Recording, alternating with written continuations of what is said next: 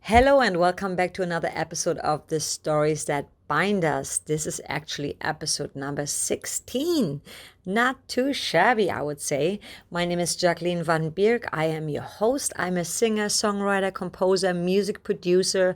I'm a vocal coach. I'm a performer, and I just love being creative, being around creatives, inspiring and motivating others to live their life as to its fullest, basically, and to connect. I love connecting people, and I think this show is that's what it's all about. Just hearing other people's stories, how they got started, what inspires and motivates them, their struggles, their wins, you name it. It's all in there, all the juicy stuff and the interesting stuff. And with no further ado, my guest today, I love her so much. I've worked with her. I've been wanting to have her on my show, and she's actually a very busy woman.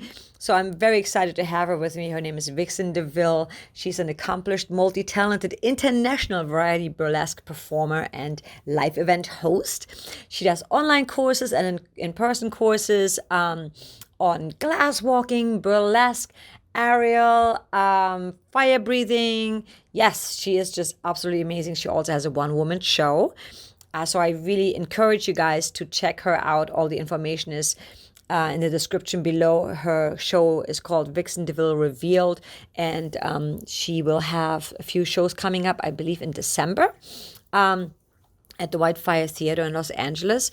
And with no further ado, here she is. I mean, you will love this conversation so much, and we could have gone on for another 3 hours. I just love talking to her. Enjoy the show, guys. I am so happy to have you.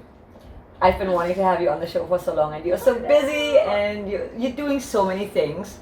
I'm not even going to introduce you. You just tell people, because you do many things. You're the queen of burlesque. You walk on glass. You breathe fire. You spit fire. I mean, what do you not do, you know? I said to people, I said, I don't juggle. I said, I juggle my life. I don't juggle. Yeah, I think it's just been that I used to really worry that I was like jack of all trades, master of none. And then somebody a few years ago said that, yeah, but you're the master of being Vixen DeVille, which is my performance character. And to be Vixen DeVille, you need to be able to do a little bit of fire, a little bit of glass, a little bit of magic, and a little bit of like hosting and burlesque. And those things all come together to be the label that is Vixen DeVille, rather than you going, I am a fire eater, I am an aerialist, I am whatever. And it used to bother me so much to be like, I can't say I'm an aerialist because I'm only a little bit good at it, or I can't say I'm a fire performer because there's so many other fire performers better than me. But I'm this variety performer that can do a little bit of everything, and they all come together to, like, if I do a burlesque act, I can then add a bit of fire, add a bit of aerial to make that burlesque act more spectacular, or to make, like, so now I'm doing the Vixen DeVille show, and so it incorporates all these different things, and it all informs your creativity, and it makes you able to express what you're trying to do so much more. So like, oh, I'm going to do the Snow Queen. Well, now I'm going to make it snow from an aerial hoop because I have a little bit of aerial skills, rather than I'm going to do the best aerial act ever for Cirque du Soleil because it's like the heightened, you know. So, and I've heard a lot of people kind of, that's their sort of quandary too. Like, I'm not good enough in what I'm doing, or I'm not working hard enough at that, or I'm not skilled enough at that. And you don't have to be the best at that one thing.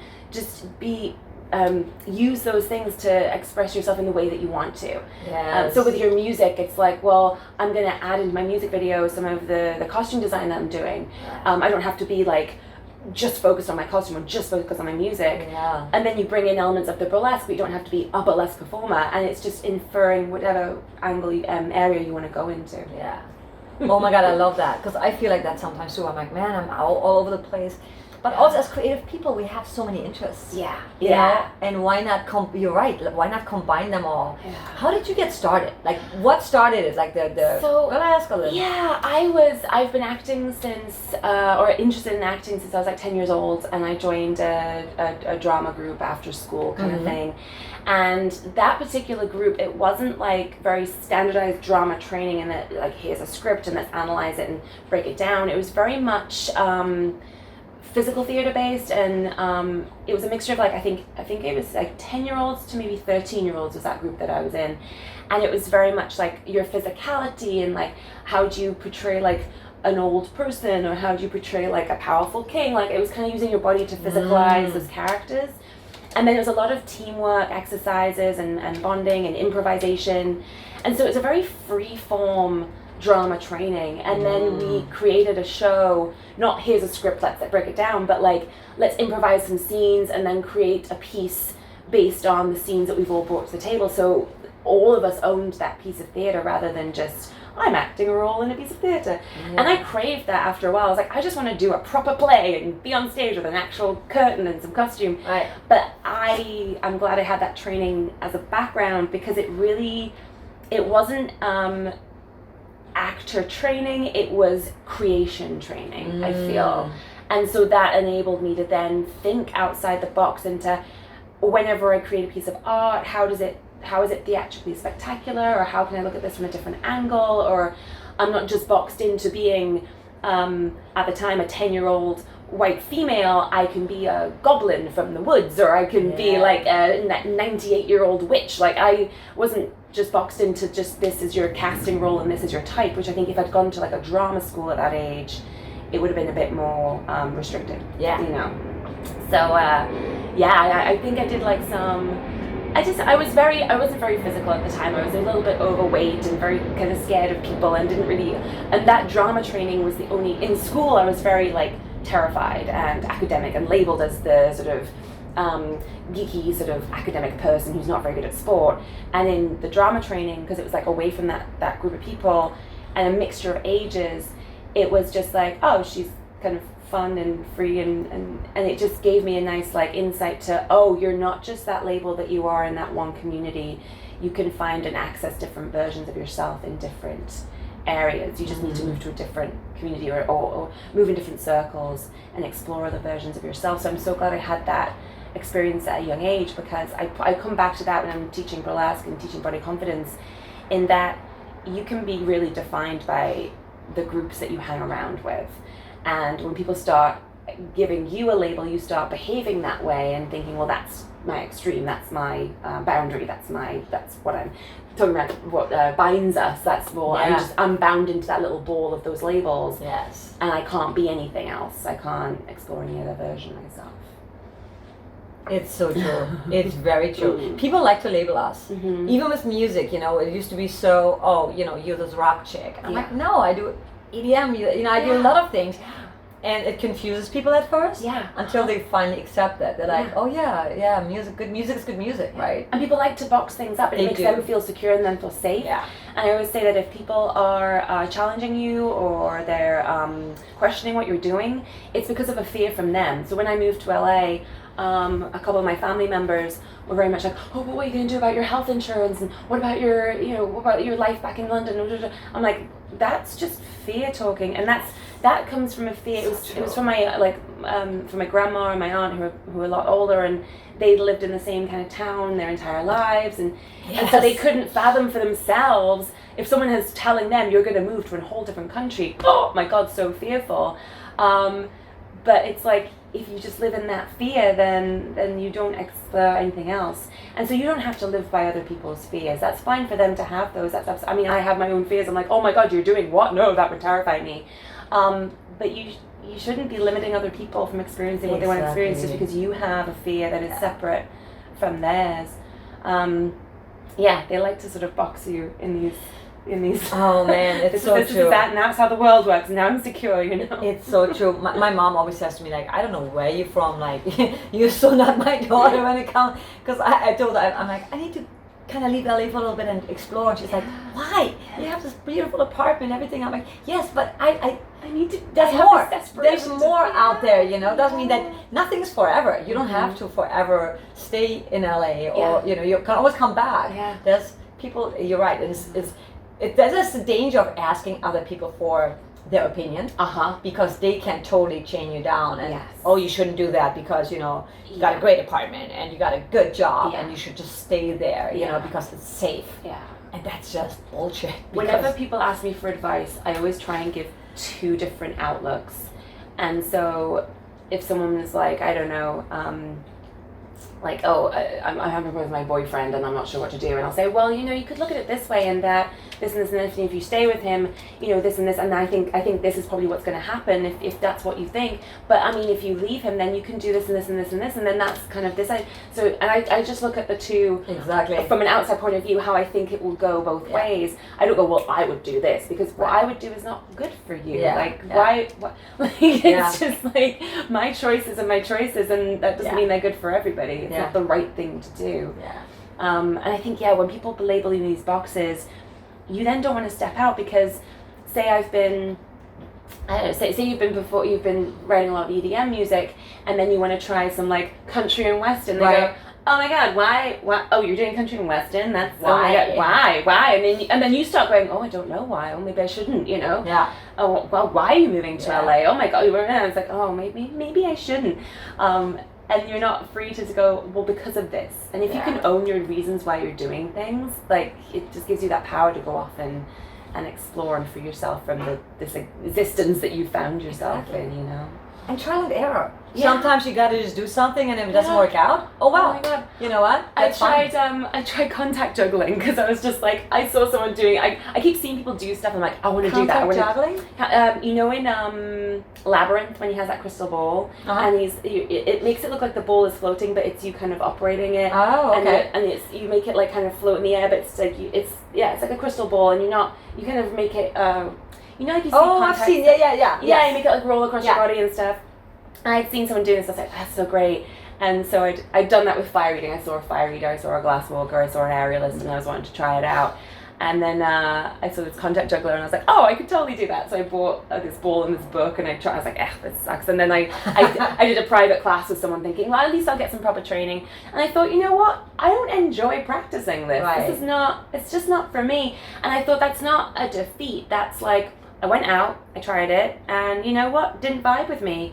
And there was no one pressure, right? Yes. I'll just not, I don't have to be good at all the things. I don't have to incorporate all the things. And nobody had said, you have to do this. And no one had said, well, I've booked you for this job. You need to master contact juggling, otherwise you'll get fired.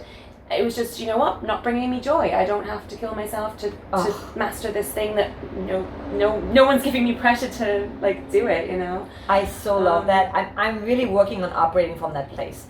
If something is not fun, or it doesn't make me feel good, I'm not doing it. Yeah, because it's a waste of energy. Yeah. Unless, of course, it's something like I have to do metadata or some paperwork, sign a contract, or do my taxes. I don't like doing that either. But I still get that. Yeah. You know, we don't have to be good at everything. Yeah. But we can try, and if it doesn't work, then you move on. Yeah. I want to ask you, because it is so. I mean, you blow me away. I've taken some of your classes with burlesque. You made me actually perform. You didn't make me perform. I made you perform. You gave me the opportunity, right? There you go. And I loved it, and I loved the creativity, and you're so out of the box. It was like, it's so much fun being around you and training with you and just hanging out with you. I didn't actually see you walking on glass. Oh, you haven't? I haven't seen you live, but I've seen videos and stuff. Yeah. How did you get into that, and how often did you get hurt doing it in the beginning, or did you not get hurt? How did I start doing it? Yeah, what made you do that, and how long did it take you to I can't remember the chronology of things, but I know at the time I was giving Vixen DeVille this character and this personality, because I needed to be that I'm playing this actor to sort of free myself to let her respond how she would respond. Yeah. Because if I was like, oh, I'm playing myself, I would have then just retreated to that character that I already was. So I was like, okay, no, Kat is playing Vixen DeVille, which means if she does something that people don't agree with, I can blame it on her. I can remove myself from this performance persona to free her up on stage. Yes. And that was really helpful to me. Like, I'm hiding behind Vixen DeVille, and then when I come off stage, I'm like, oh, it wasn't me. It was a different person. And now I've kind of amalgamated the two together. So her persona was this. She's come from like her father owns the universe and gave her Earth in a Kinder Egg, and she's traveled to Earth to like have a couple of years out of like downtime, you know. And so I wanted to have these supernatural powers. So she had fire and I had aerial, and so I think I hadn't done that, but I had this like Earth, air, fire, water thing. And I thought, oh, Earth can be the walking on broken glass. And I think I'd seen somebody do it. It's probably that I'd seen someone do it. And so I was at a gig, and this girl was saying she walked on broken glass. I was like, oh, how did you do it? So she sort of explained to me how to do it. And then I just Googled online and found this like article on like how to do it. And I was like, I guess I just try. And so I was doing, I hadn't tried it yet at all. No, I hadn't tried it yet. And I was doing a Meisner class in acting training where you have to bring in activity to do while you're doing the scene to kind of like, I guess, distract you from your own self. Yeah. So I start this scene, so I take in all these bottles of wine that I've emptied and cleaned up, and I bring in a hammer, and so I go in and I start the scene, right, in front of all my acting student, like co-students, and so I start smashing these bottles of glass, and your acting partner has to wait for a few minutes for you to establish the scene before they come in. So I smash all these glass, and everyone's going, what is she doing? Like, and I get this like a trash bag, and I sort of start putting the broken bits on the bag. And then I start like walking on it, and they're like, what is she doing? And I'm just like, I guess. And I'm like, well, if I can walk on it, then surely I can, like, other body parts can go on it. Yeah. So I sort of kneel down into it. But I don't realize that like your feet are kind of squishy and they have a bit of padding. Yeah. And then when I sit on it, I've got padding, but when I kneel down, it's bone, and it's just, there's like no flesh. There's broken glass. There's no flesh between your you know. Yeah. So I kneel down in this glass, and then my scene partner knocks at the door, and I'm like, oh, so I just get up and I talk to my scene partner, and he's like, oh, hi, we have the scene. And I feel this like cold... Oh shit! What is it? And because in Meisner you notice the thing about the other person. He's like, oh my god, you're bleeding. I'm like, oh my god, I'm bleeding. And I look to my tutor, and he's like, whatever hinders you is your task. So the scene becomes me and my scene partner talking about whatever the script was, but he's like patching me up. Oh my god. And it was just like, I was just like, okay, I guess I can't walk up broken. But I realized after the fact that like, oh, it's because I was kneeling down. You were kneeling down, yeah. Which is why when you see my routine, I will go to my feet and I'll crouch and then go backwards into it. And then that was when I started learning. So you're self-taught? It's totally self-taught? Yeah. That's crazy. Yeah. But I mean, I think I was given the assurance from the girl who was doing it. Yeah. She was like, it is very easy. This is what you do. This is what you look out for. This, look out for that. Make sure you do this. Make sure. She had. I mean, she'd given me a lot of advice to make me believe that I could do it. You know. Whereas when I was learning to eat fire, I was reading all these books and reading all these things online, and I was like, "Ugh, I need someone to train me." That was my next question. Yeah. How did you start with the fire? So with the fire, I was desperately wanting to do something. I had to create a burlesque act, and at the time, I was very much like my singing and dancing skills are not good enough, and I don't think I can hold my own in a solo act. Right. And the host of the show was a magician, and somebody outside of the group had said, oh, I've seen this thing where people run flame along their arms, and for Vixen DeVille, this character who's like supernatural, that would suit you really, really well. And I found it on YouTube, and I was like, this is exciting, oh my god, yeah, I want to do this. And so I had this book, and I was like, I can't, like reading the book and kind of going, is that the right angle? Like, oh my god, you need someone to go on, like, to that. Yeah. And so this magician's like, oh, I can eat fire, and I didn't even know. And so he just brought me around to his apartment, like this, like there was just like a carpet and like, you know, the lampshades, and just very small. His brother was visiting. I'm like, okay, this is where we learned to eat fire then.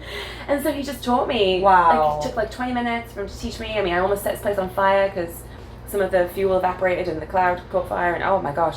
But yeah, so I learned that, and it's kind of like chess in that you learn the rules, but then getting better at it is your practice. So once I got the rules down, okay, now I can eat this tiny flame.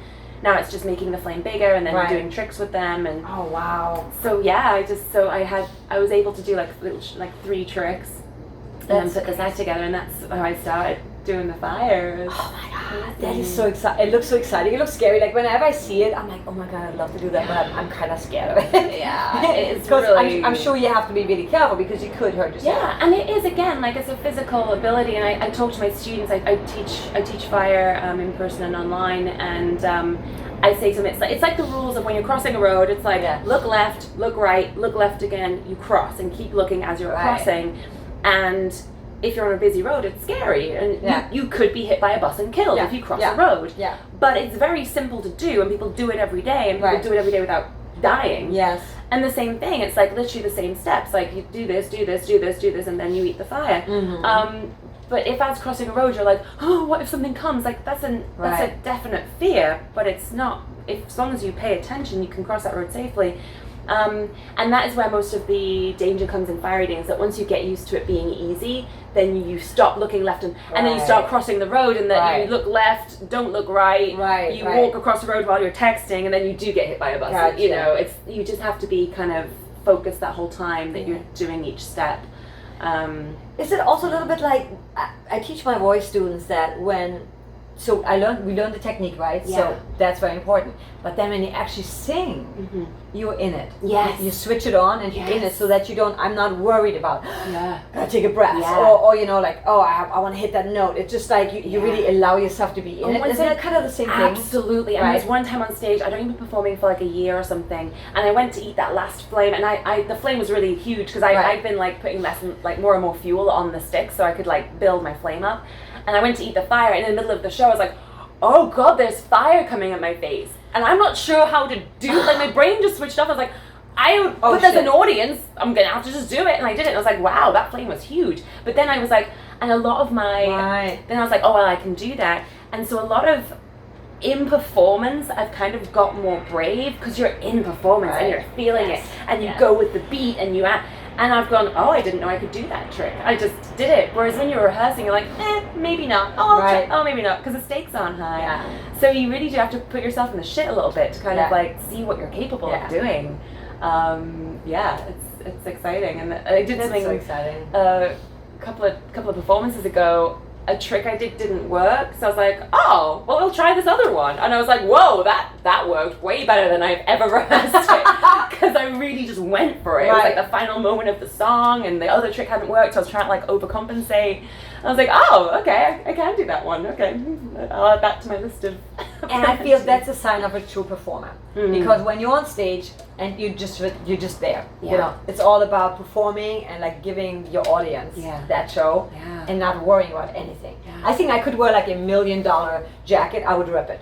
Because I'm not thinking, oh, it's $1 million jacket. It's all about the performance. And why is that? It's so funny. It's like, it's not life or death, but it is that kind of, this is what I'm doing, and I'm committing to this all thing. All the way in, and I think you do really like committing to anything and doing the thing, like going, I'm moving to LA on this date, and that's the date I'm going to do it. Gone. Or you know what? I'm going to book in to do this show on this date, or whatever it is. Like, you have to just give yourself a deadline, put yourself in the shit, give yourself, like, I'm going to lose weight by this time, I'm going to give up smoking by this time, I'm going to whatever it is by this time. If you just go, well, I kind of want to do it, well, if you don't put yourself in the shit, then you'll never commit and run and do it. So, like, you're capable of so many things. Many things. I think overseeking is holding us back. And I've been in the same boat. The funny thing is, looking back, right? Whenever I want to do something, I'm like, oh, I want to leave LA for a little bit, you know. But maybe I'll do this, maybe I'll do that. 3 months later, I'm still in the same spot, and I still haven't decided anything. And I know for myself, every time I've done something, I committed to it. Like you said, I committed to it. I'm like, okay, I'm moving to LA. From New York, right? Or I'm moving from Germany to New York, and it's the commitment that makes. I always say, like, and I didn't say it, I think Einstein said it. Nothing happens till something moves. Yes. You know, so you gotta start doing the first step. To really, and then shit just happens. And it's actually amazing how magical it is. If I have an idea for an act, I'll start like prepping it, but then I'll get distracted by something else, because there's always something else that's like a priority. So I have to go, you know what, I'm going to book in to do it, even though I don't have the act yet. I can't remember who said this quote. I feel like it was Judi Dench, possibly. She's like, don't have a backup plan for your dream. Because, you know, you'll invariably fall back on the backup plan. You'll default to backup. And because it's easy to do, and we're lazy human beings. Like, it's, you know. So, you have to sort of, like you said, put yourself in the shit and go and do the thing. But, it's like when your car breaks down. Say there's something you really, really want. A new outfit, or to go to a more expensive apartment, or you want to invest in some classes, whatever it is, and you're like, can't really afford it right now. And then you drive to work and your car breaks down. You fix your car, because you need your car. You need your car to get to work. So, like, where did that money come from? Was that in your savings? Was that, did you then say, well, I'm not going to buy my expensive food for a week? Like, what did you do to make that money appear if your heart breaking down? But that high stakes, and you need that happen. So you sense of urgency. Yeah, sense of urgency. There you go. I agree. Yeah, I agree. I mean, like you nailed it. We are kind of lazy, you know. We always want to. I think our mind wants to do the easy way because our mind is protecting us and saying, "What are you doing? You crazy? Just stay where you are. We're good here. Everything is good." But then you're not growing, right? You're just like staying, and you are just. I love watching you. I mean, from the time I met you, when was that? Like a year, 2 years ago? Oh, probably my 2 years gosh. ago. Maybe even 3 years ago. It was a lot. Well, I started my own teaching company in 2014. And I think you came about a year or two after, so maybe 2016. Oh, wow. So 3 years ago, I think. And you've grown so much since then. Because you just did that at the time, and you were hosting a lot. Are you still hosting a lot? Yeah. So the place that you performed was Karma Lounge, and that's shut down now. I didn't even know. Yes, it's shut down. Oh my God. Moved. Yeah. And that was very sad. That was very near my place. Yeah, and that's such a fun, it was such cool a fun vibe. And Simone Del Mar was running it, and her, she would curate such beautiful shows. And you had a curtain to come through. I love the curtain. There's not many venues where you can come every through. Every place needs a curtain. It should be like a mandatory thing in every club. If you've got a venue, please put a curtain at the back of your stage that a performer can enter through, because it makes you feel amazing. Boom, here I am. I love it. It's so good. So Carmel shut down. But I'm hosting at there's a venue called Muddle and Twist in North Hollywood. It's right by here. It's like what? It's around the corner from here. You know where Ralph's is? Yes. It's like across the street from there. So Jesus, I live right here. I didn't know, man. So Muddle and Twist. It used to be called Barbecue Bar, and then it got. Oh, okay. Yes. Yeah. Yes, I'm It's next to a Spanish Alcoholics Anonymous venue, which is great. Great. You go to and then you go. The bar's right there. It's like temptation. It's like like, which one do I go to? Barbecue bar. And then there's R6 Distillery, which is in El Segundo by the airport. And then I've been exciting. Yeah, I perform. I don't host yet. I perform at Beetle House LA as well. And then Magicopolis is a show like every other month, which I host. I perform, right? Or just hosting? Yeah, I perform as well. Usually if I host, I'll do an act either like at the end or to like bookend the acts. And the show is always amazing. You're so amazing. Honestly, I always love it. You went to Burning Man. I did. Share some of your experience because I don't even know why I miss it every year. Yeah. Because it takes so much prep. I need friends who just remind me and Talking say, let's about go. Being because lazy, you need a tribe, right? The only reason I went this year is because my boyfriend made it easy for me to go. Right. And I know there is so much prep to do. And even getting a ticket is a nightmare. Wow. Because I was busy doing other things, and I was like, if it presents itself that it's easy to go, I will go. Right. But it's not important enough for me to go to like really fight for it. And I fought for a lot of things that I know I really want. And like I'm doing my solo show at the moment right now, and me getting that off the ground and getting it, like it's being taped for TV, and so like I was really prepping for that. I'm very excited about that. But I was like, if I distract myself to going to Burning Man, then this product is not going to be the best it can be. Yeah. So if while I'm focusing on this one project, because as we've just said, I do all the different things, I need to be really strict on like, right, this is what we're focusing on right now, and then the other things can be on the back burner.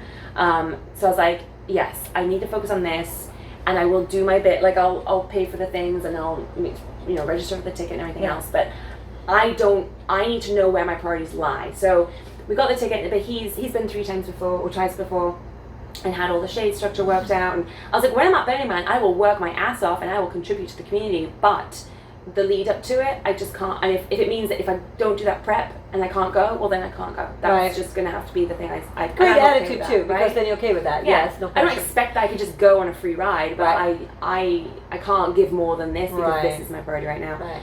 So I ended up going, and he prepped my bike for me and all the things. And oh my gosh! Well, he just really wanted me to go, and I really wanted to experience it with him. That is so sweet. And we're getting married next year, and I was what? just like, yes, I'm the girl. I was like, I'm gonna ask her about that a little bit later. And again, like when he asked me to marry me, I was like, well, when? Because I'm busy right now.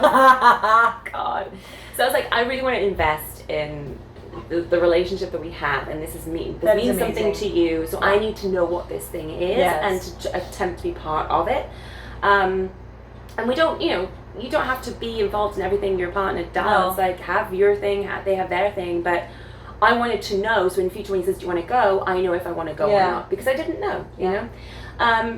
So I got there, but it was just like, it was very, I had just come off a tour and a lot of exploration and exploring things and experiencing things, and I was just like, whoa, a bit crazed from that. And then I got home, I was like, whoa, now I'm going to Burning Man. So I was already a little bit burnt out of like experiencing things. So when I got there, it was like, oh my gosh, now it's overload of like, because there's people everywhere, and I'm very introverted. Like, I need my alone time. Like, I give everything on stage, and I talk to people after like backstage and after the show, but after seeing a lot of people and giving that much energy, I feel the same way. I said to him, I was like, you know what? There's going to be a day where I'm like, I just need to sit in my tent and read a book and just shroom and just recharge myself. Yeah. And it's just so like I felt like I was on the whole time. Like, people are like, no, you have to be included and do this thing, and people are shouting at you with like loudspeakers, and you go to the bathroom and people are like, oh, hey, which porta potty are you gonna pick? Is it gonna be? I'm like, just let me just shit in peace. I just wanna holy shit, really? It's like on the entire, oh my god. I need to go. But yeah, but it's a very I mean, gosh, I went to the temple and saw all the tributes people were leaving, and I love anything that has humanity and genuine emotion and honesty, and the things people were leaving there were just so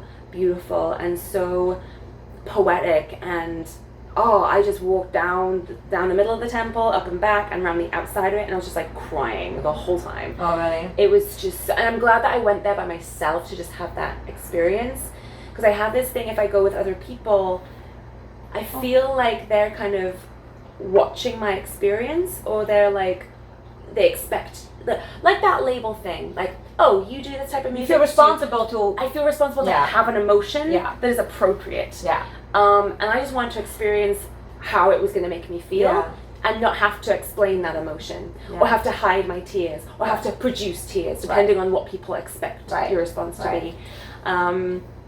So that was beautiful. Burning of the Man was beautiful. There was some really amazing things. So I think anyone who's not been to Burning Man, I think really own your own experience. That's the thing they say, like, fuck your burn. Like, I went like this, like, no makeup, not even like everyone's going dressed up and kind of making an effort and stuff. And my friend said to me, are you not, like, I expected you to come with all your costumes and all your stuff. I was like, hey, my work life is getting dressed up and wearing fake eyelashes and glitter and crazy and self-expression. I do self-expression all the time. Right. My self-expression at the Burn is jeans, t-shirt, no makeup, not washing, not giving a shit. I don't have to be the pretty girl at Burning Man. Yes. I'm just gonna be me. That's my self-expression. Like, fuck your burn. This is, I didn't look in a mirror for 7 days. I didn't look at my face for 7 days, and that was just, as a burlesque performer and an actor, that was so relaxing. Like, that was my burn. That's awesome. It was so great. So in a way, you recharged. I did recharge, and I came back very kind of like, like analyzing how I sort of, you can write these postcards to yourself, and you can mail postcards to each other on the flyer, and you can mail them to other people. And I wrote one to myself, and I was like, you're allowed to be a cynical bitch. Like, because there was some things I was getting very cynical about, like, really, like, just, and I'm such a positive and encouraging person, and I see the good in everybody, and all that kind of stuff. Same here. And I just thought, you know what? You're allowed to be a bitch. Yes. And Vixen DeVille's a bitch sometimes, just for comedy effect usually. Yes.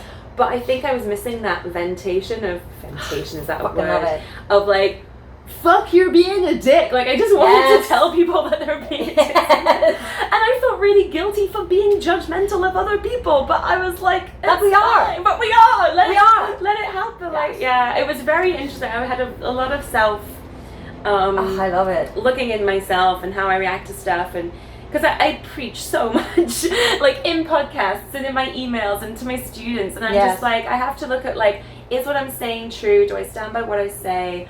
Is it applicable to all people? And I came out of it very and also the relationship as well, because I think we were both like, dun dun dun, this is a test of our relationship, la la la la, and so that's come out really great, and That's awesome. So yeah, it's but I was really looking forward to coming home because I love what I do, and that was a really like, I don't need those 7 days as an escapism, Right. or as a reason to self-express. Like all of the 9 principles I have of Burning Man, I feel like I have them in my life that is my real life. Right.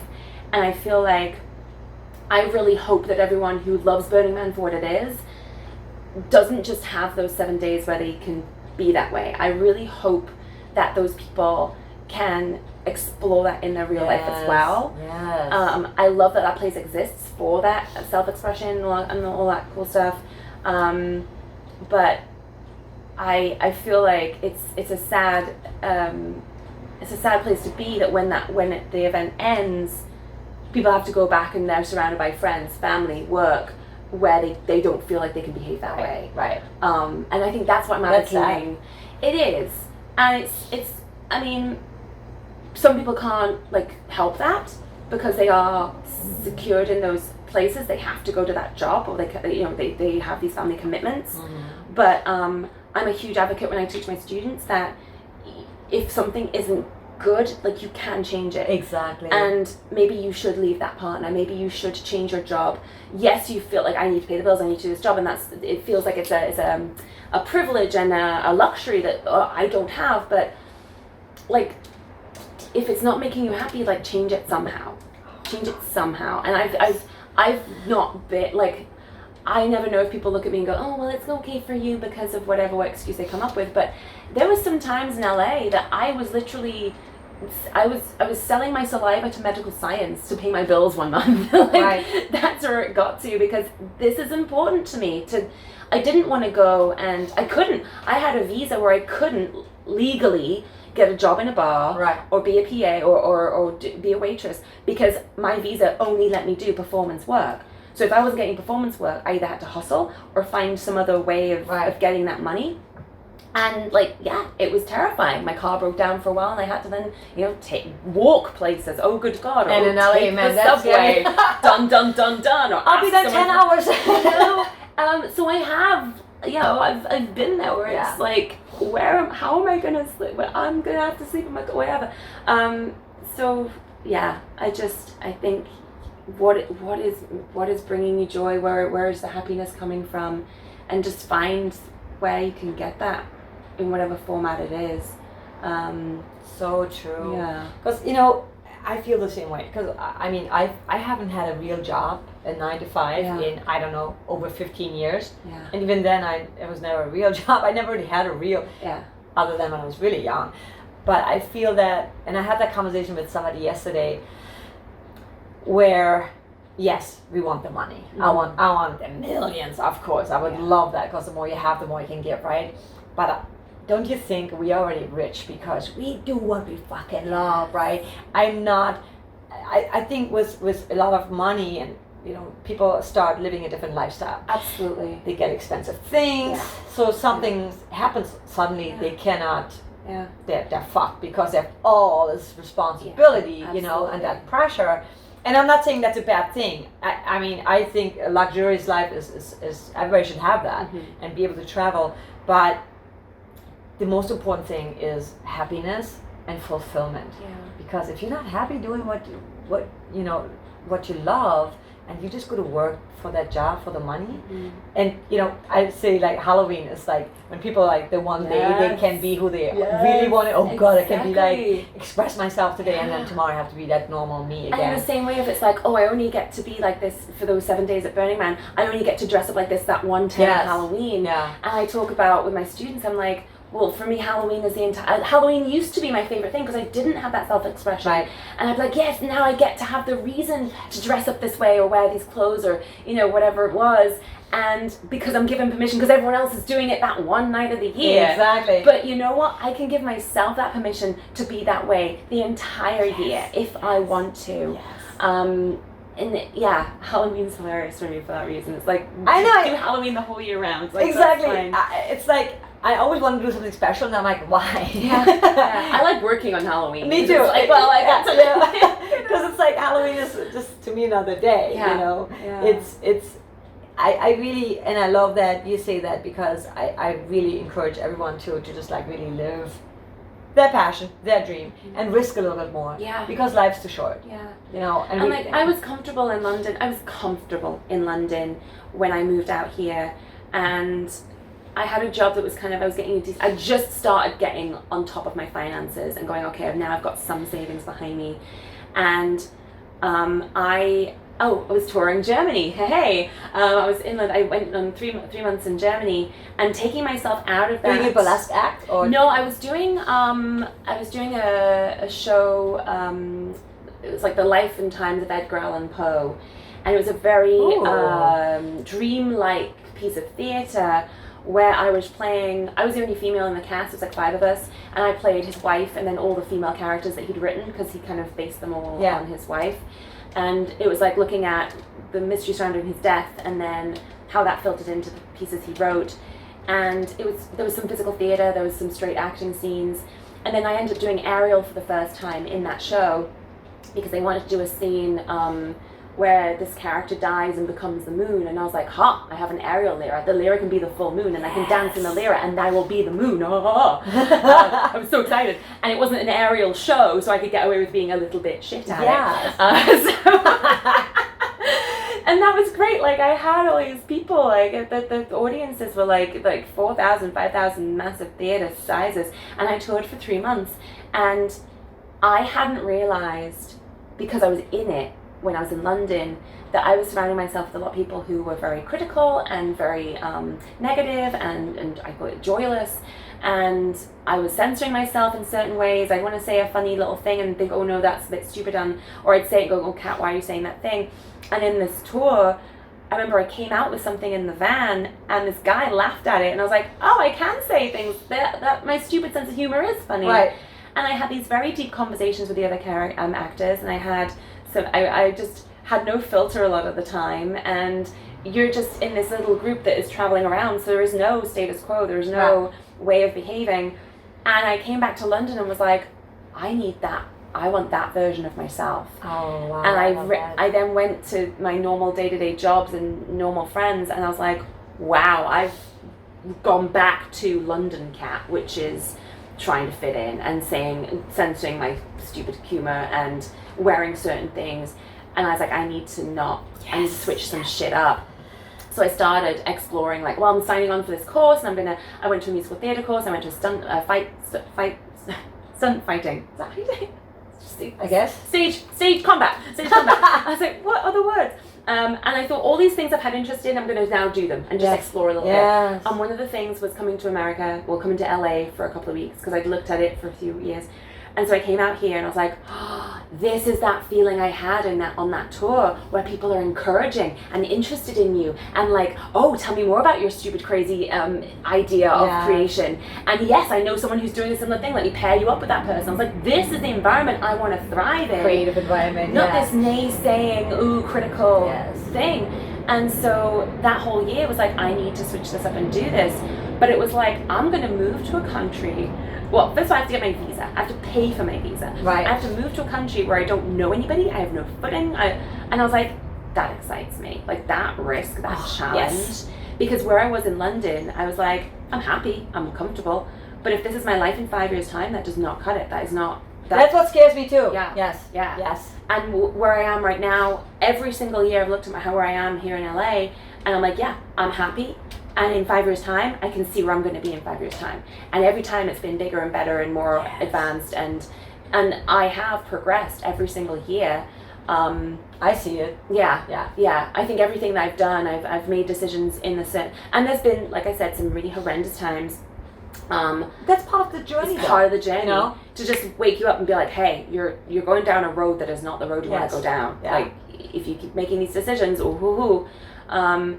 and then you go, yeah, I'm going to value the other thing. Focus. Yeah. And my friend this morning said, lateral moves are not acceptable. Like you can't go sideways, you have to always go up. Right. So like taking jobs or making decisions, if it's something that you feel comfortable with or you've done it before, it's like maybe I say no to that thing so I can say yes to the thing that scares me. Because if you say yes to the thing that feels comfortable, you're going to stay at this level. You do. And then you're going to be filled with, your time is filled doing those things. Whereas if you say no to a few of those things, it means you can say yes to the thing that's that little step up, that little tear up, that little thing that makes you go, that scares me. I love that. Yeah. I so love that. Yeah. Because I'm in that place a little bit. Yeah. Yeah. Well, I'm like, okay, gotta go further. And doing the things that scare you are going to take a lot more of your time. Like if I get booked for a job where I've already done that act before, it's like, yeah, I can give that like 10% of my brain space because I've got the costume, I've rehearsed it a bunch, I know exactly what I'm doing. Yeah. All I have to do is just turn up, bring my stuff and do the show. If someone says, hey, can you do this show, but it's this themed and I have to then put an act together or learn a new skill, it's like, wow, that's 6 months of my brain space involved in that. But if I'm taking my time up doing acts that are normal and good and whatever, it's like, well, I need to give more of my energy to this thing that scares me, so I need to say no to a lot of these other things to invest in that thing that might break the eggs to make the omelet kind of thing, you know. Tell me about your solo show that you're working on, Yeah, so there you go. That's a thing that's been going on for a long. And where people can find you. Yes. So check out vixendeville.com. Instagram is Vixen, cat spelled with a C. The show is Vixen DeVille Revealed, so any hashtag Vixen DeVille Revealed. People had said for a long time, why do you not have a solo show? Or do you want to produce a burlesque show? And I always said that I didn't want to do a burlesque show or a variety show because it's just, why am I any different? Like there's a bunch of variety shows. I don't want to compete with that. And I was like, for my performance training and acting training, I wanted to do a show that like meant something or had like a message or just had a reason for these specific acts to be in this specific order, and this is the show for this specific reason, not just to entertain. And so I played around with an idea like 4 years ago where I wanted it to be like it was going to be called Vixen DeVille Descends, as in like I've come down from this other planet, and here I am to teach you human earthlings on how to like do my special powers. And while I'm in this room, you are sharing my magical powers, kind of like in Splash where he can breathe water underneath the water with the mermaid because he's with her.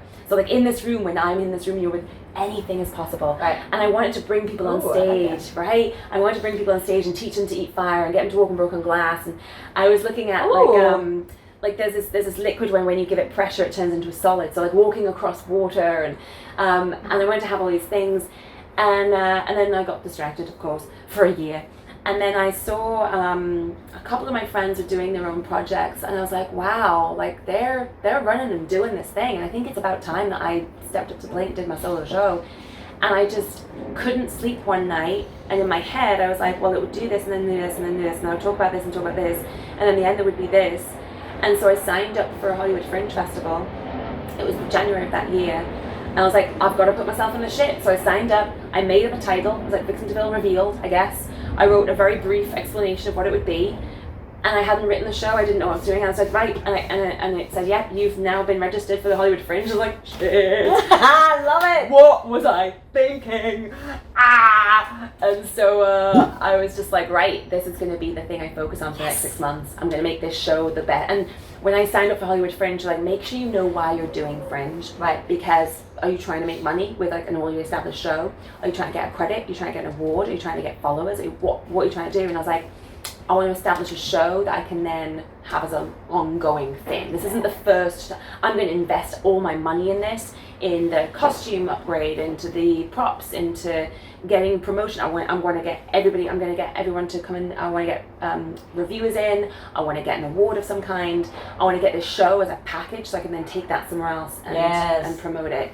And that was my goal, and for 6 months I said no to a lot of other things because I was like, I'm doing my solo show and I need to be not distracted because I get so distracted all the time. So easy. And I just think that's why it became such a success, was because I went to every single networking event. I told everybody about it. I funneled a lot of money into like getting that up and running.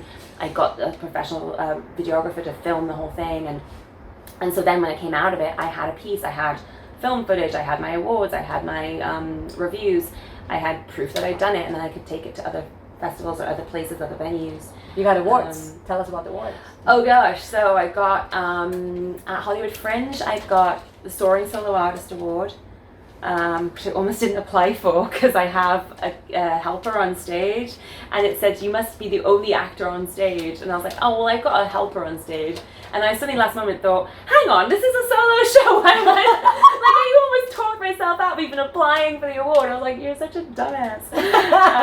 So I won the Soaring Solo Artist Award, and I won Best International Show. That is awesome. And then nominated for the Best Comedy and Variety.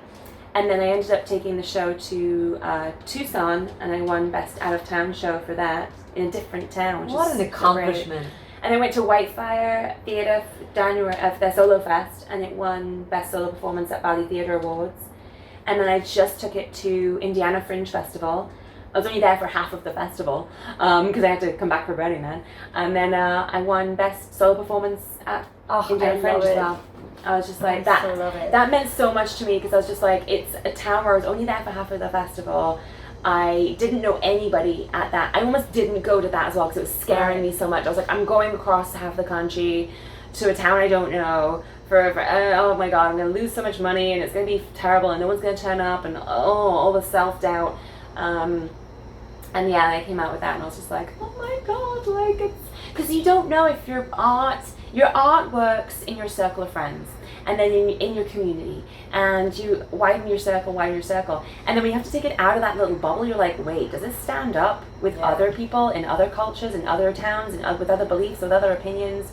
And you think, oh, I'm going to take this to this town, and they'll just be like, what is this shit? Like, what, like, yeah, my friends in LA like it, yay for me. Yeah. My fellow artists in LA like it, yay for me. Yeah. The fellow theatre community like it, but then you take it to, like, they're like, yeah, this is bullshit. This is high school crap. Like, but see, I feel you telling me this whole thing. It's all about you are focused and you have a vision. You are like, this is what I want. Yeah. I want to win awards. I want to get reviews. I want to really perfect that show. I'm going to not distract myself. Yeah. And shit happens. Yeah. And then when I did the Whitefire show in January, I mean, not now because it's the show taping, but the first one, I was like, why do I want to do this? And I was like, you know what? I don't need a review for this one because I've got my reviews right now. So I didn't like apply for reviews. I was like, I need to spend my time on promoting this because I want butts in seats. I want to make my money back, and I want a full house. I want to say it's a sold out show. Yeah. That was my priority. Yeah. My priority was not to get reviewers or to film it So I think whenever you endeavor on something, you need to be so clear as to what for you is successful. Because say I hadn't sold out the shows at the Hollywood Fringe, and someone says, oh, well, your show wasn't sold out. You know what? It doesn't matter because the one reviewer who was there gave me a 5-star review, and then it got, or whatever, you know, because that's my success. Yeah. And my success isn't your success. The same as we were saying about before about my fear is not your fear. Yeah. And so say I'd gone to Indiana and had not broken even, that would not be defeat in my mind because I was paying to get my show to be out of town, to get another award, to make some more. I taught some burlesque in that town, so now I've got a foot in the door in that town. So now next time I want to do a tour, I can go right. Well, I know I can go to Indiana, and then you piece together your tour. That was me investing in my brand and my company and my future. So if I didn't break even, that's not a success. If my goal had been, I want to go here so I can make my money, then it would have been a failure or whatever the word you want to use. Yeah. So I think if you're writing an album, doing a song, starting a new piece of, like, know what your success is for that. Maybe it's just that you create something now, you've done it, and you don't want your accolade, you don't want money, you don't, so I love that. Knowing what your success looks like, intention. Yeah. Mm-hmm. I absolutely love that. How do you juggle? You're teaching. Speaking of juggling again, because you're teaching, right? You're still teaching. Is that your main source of What's income? so great now is because everything's coming together. Like everything.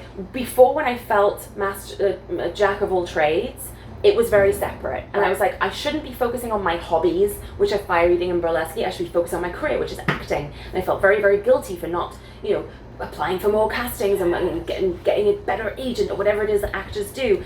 And so now, my acting and my hobbies, which are like the firing and aerial, and my teaching, everything is all coming together. And so my solo show in October is going to be the launch of, I have an anthology called Vixens Unleashed, and it's 12 stories of students that have worked with me, and their story of how they were before they met burlesque, how they found burlesque, what attracted them to burlesque, and where they are now, how burlesque has changed them.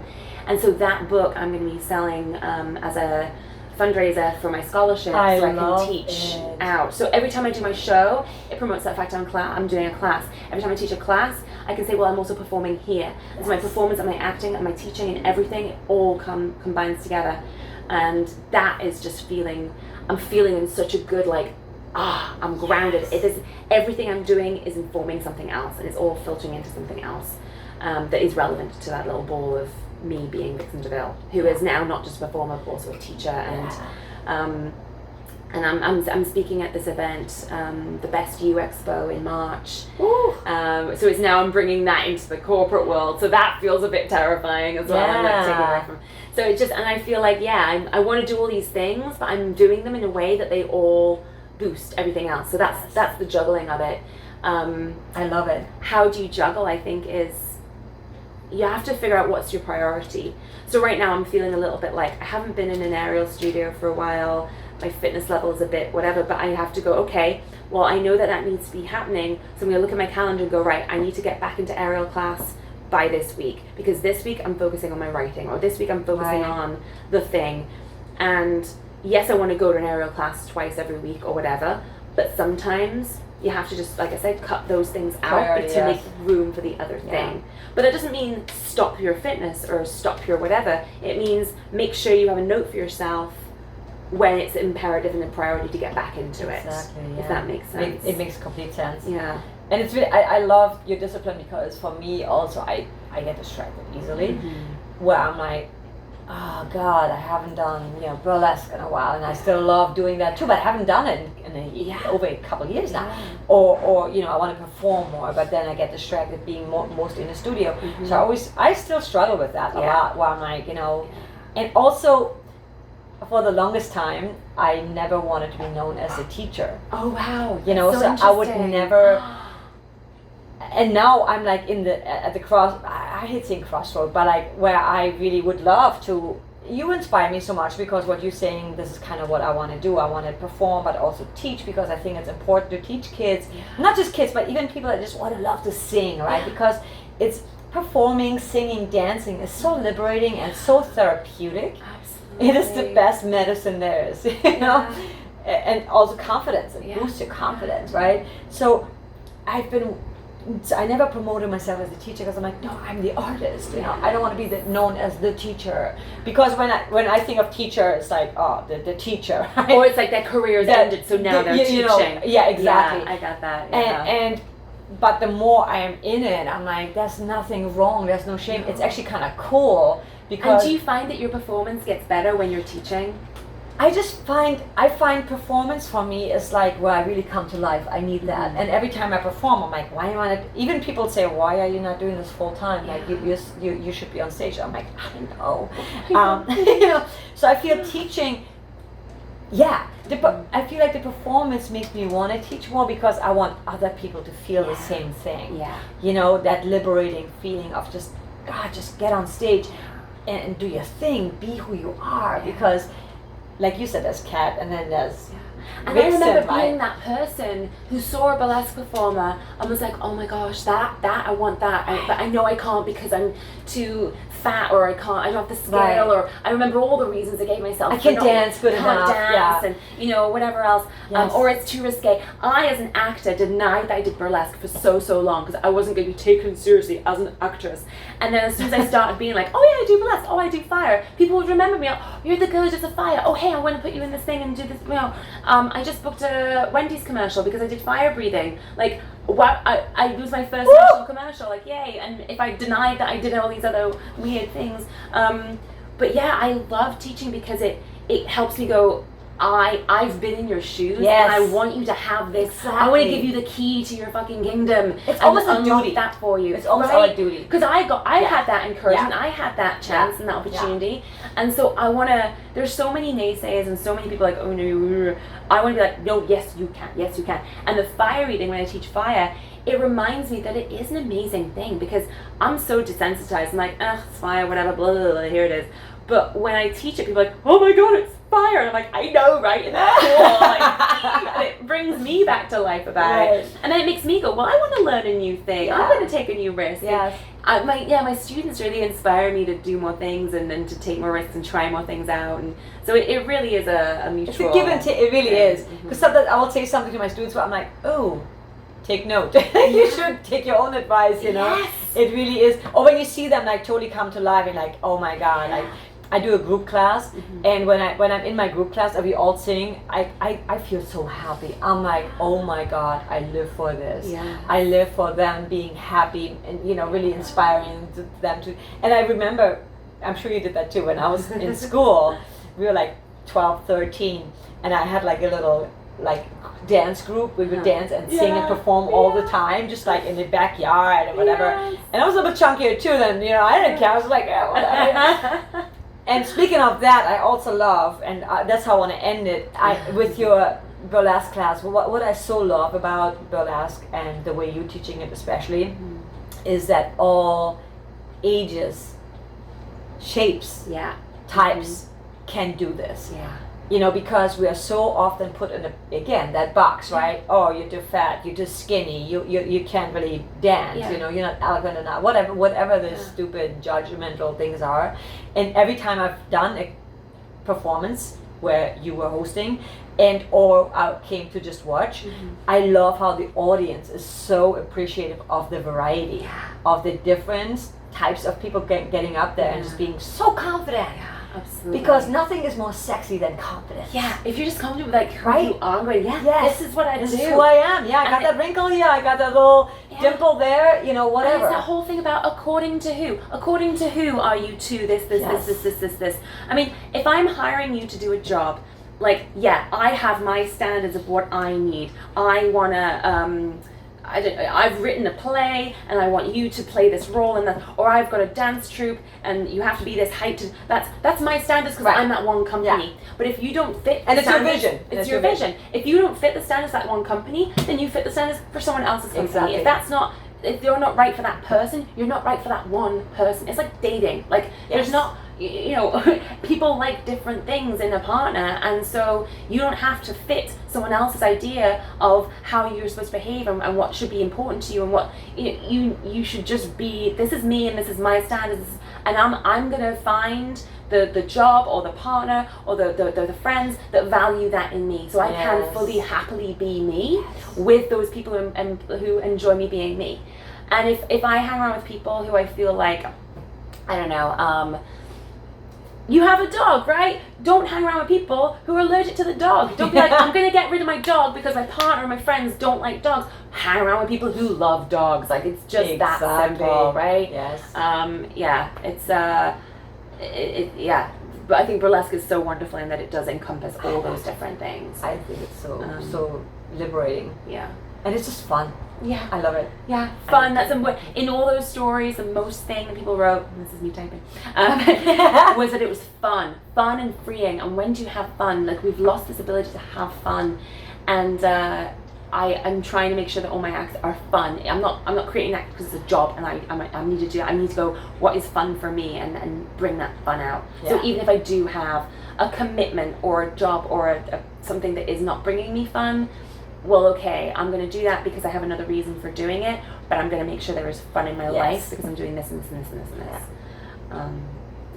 That's I tell my students that all the time too. No, you nailed it. That's a great way to end it. I tell my students that all the time too. I'm like, first and foremost, you want to have fun. Yeah. Because if singing becomes a chore, like where you feel like, oh, I have to be on pitch, I have to, you know, sing it perfect, it sucks the life out of perfection. I think sucks the life out of things. Yeah. It's the little mistakes, the little unexpected things, you know, or like you said, you were like on stage, you're like, oh my god, that flame is big, and you were scared for a second, and you're like, hey, fuck it, I'm on stage. Yeah. That's my audience. I'll do something And you else. did an amazing job because you had to. Yeah.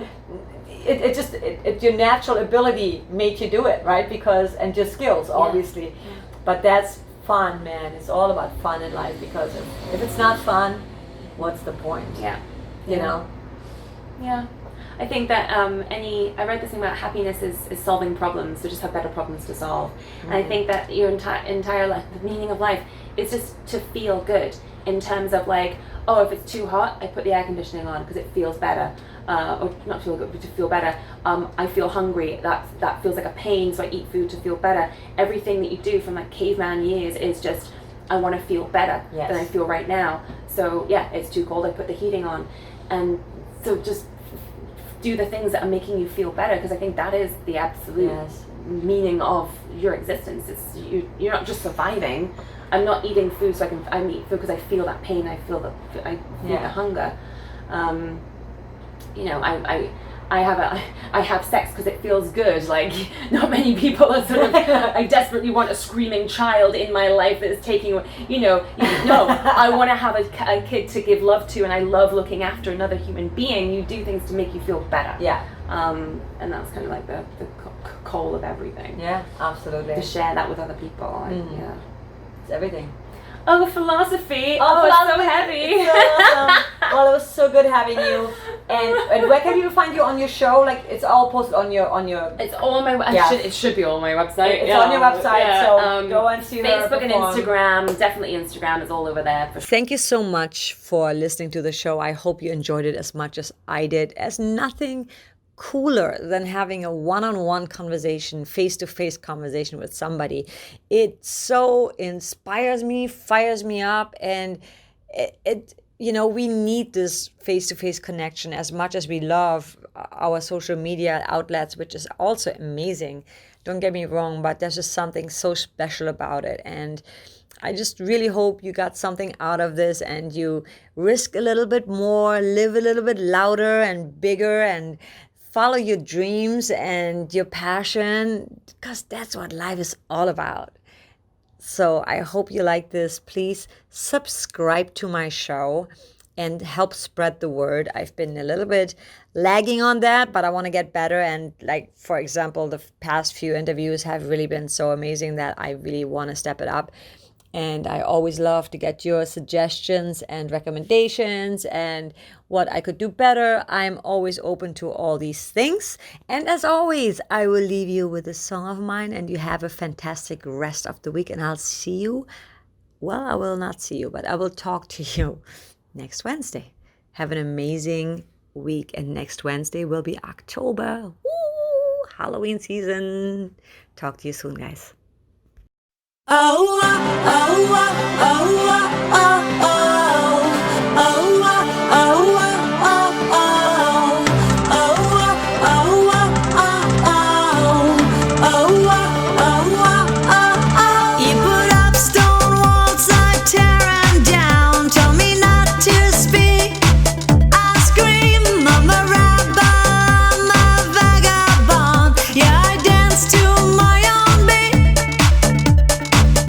I am who I am, a little crazy.